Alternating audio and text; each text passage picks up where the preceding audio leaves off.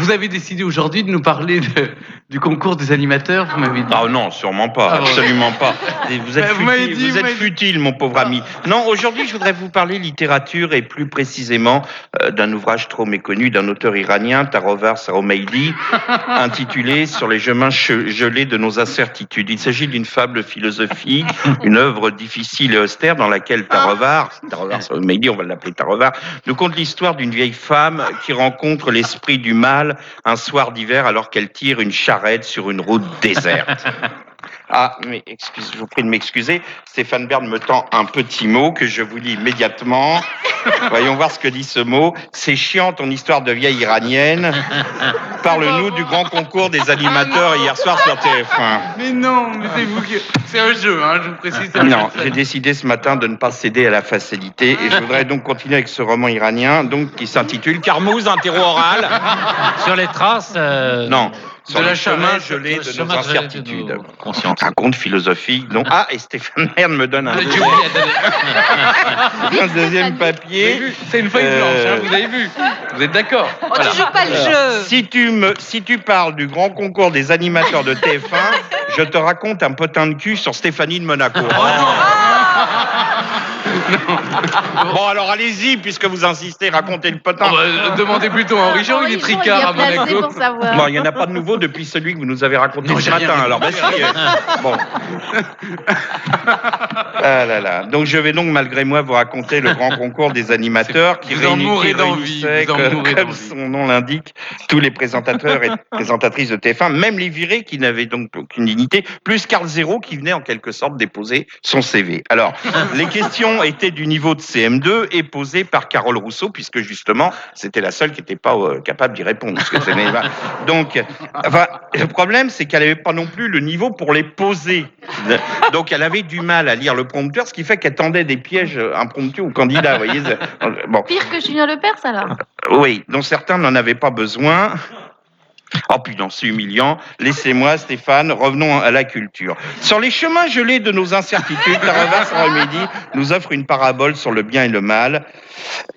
Mais vous l'avez lu, ce bouquin, au moins? Oui.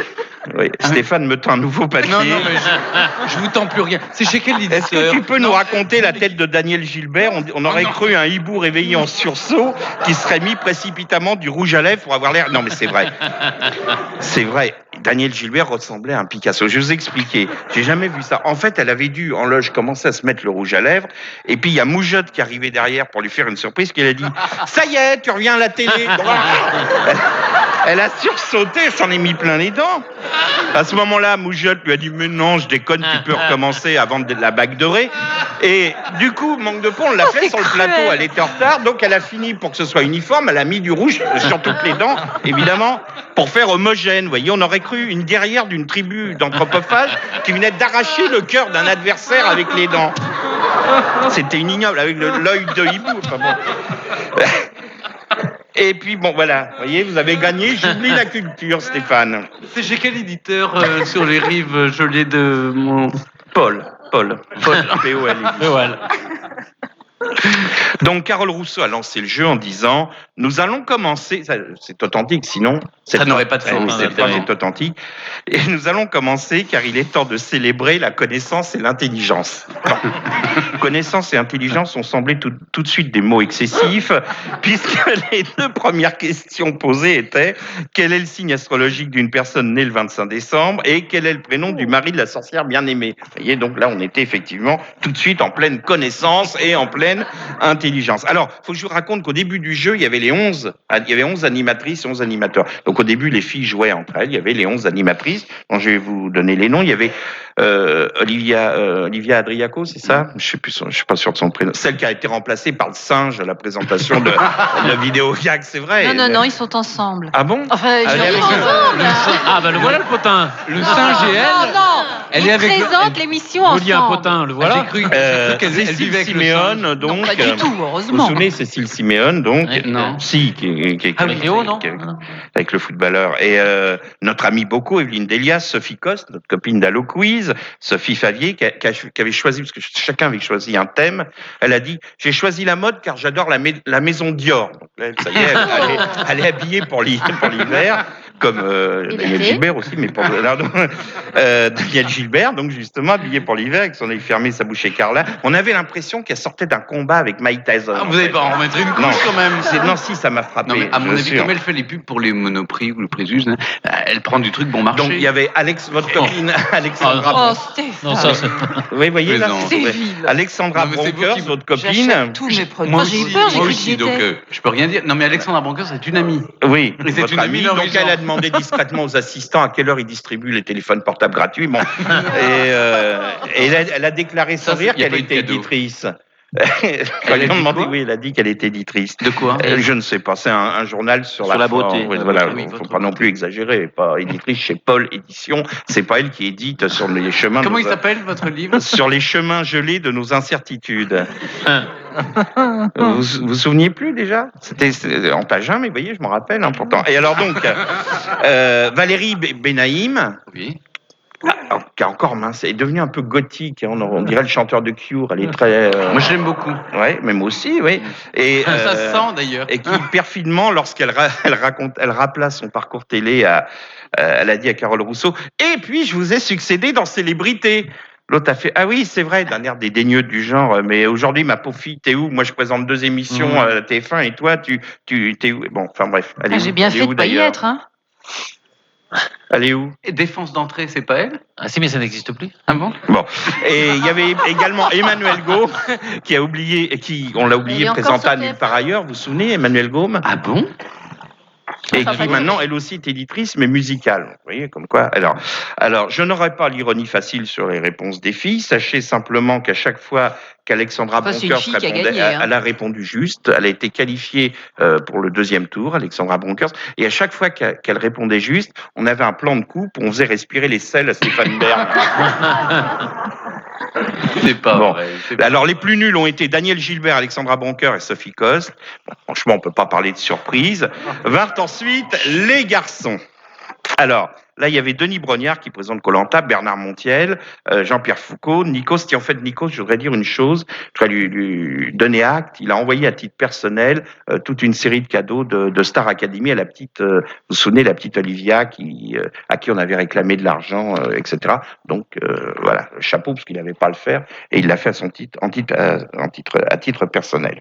Il y avait donc Carl Zéro, Stéphane, qui a dit, je suis Vous êtes moins journaliste. cruel avec les garçons, je trouve. Ah non, Non, attendez, vous allez voir, il va Amour homosexuel en route, peut-être. Oui, enfin, vous, c'est Amour une vieille homosexuel. histoire. Ça va être dans le prochain bouquin de.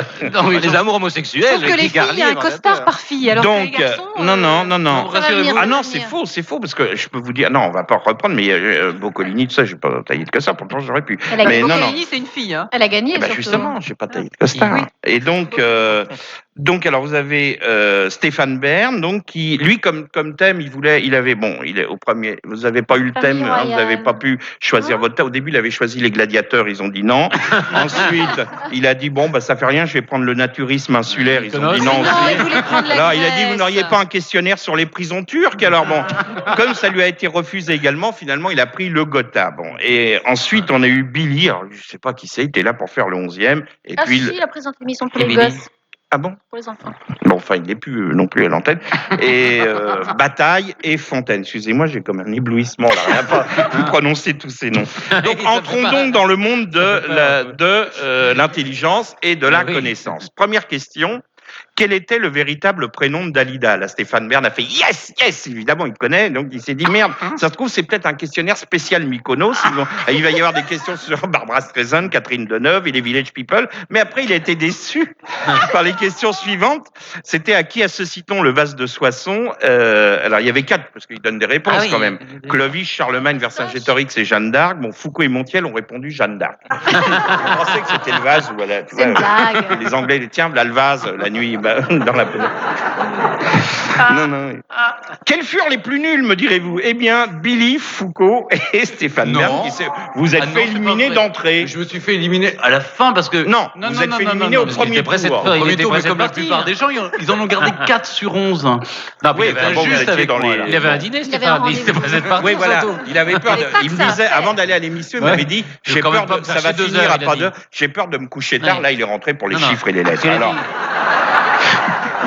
Chez les garçons, les qualifiés ont été Karl Zéro, Sébastien Follin. Le garçon, Sébastien Follin, c'est le garçon Qui fait la météo, qui est assez sympa. Et Laurent Fontaine. Et pour les filles, donc, Bocco, Loubry et Siméone. Donc, Ah oui, c'est ça, une bataille de titans. c'est quand même une surprise, hein.